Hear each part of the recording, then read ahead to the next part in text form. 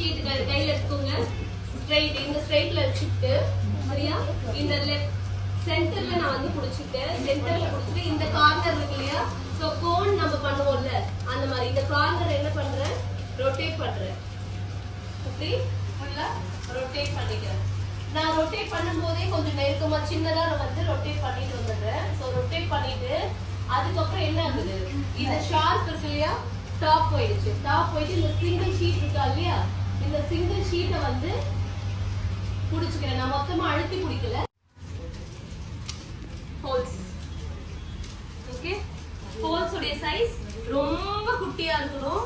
0. நம்ம red pencil இருக்குல்ல, red pencil இருக்குல்ல அது ஓகே. இங்க பாருங்க நடுவுல இருக்க உங்களுக்கு பண்றேன்.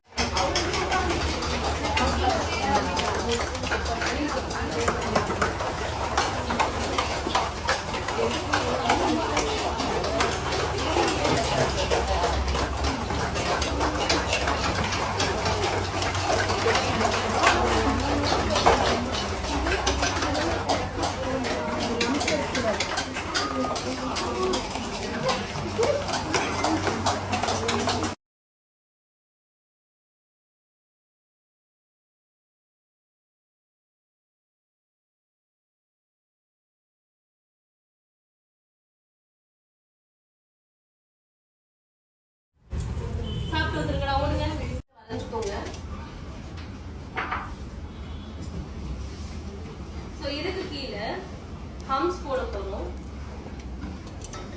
இப்படி யூ கர்வ் மாதிரி போடுறதுக்கு பேரு ஹம்ஸ்.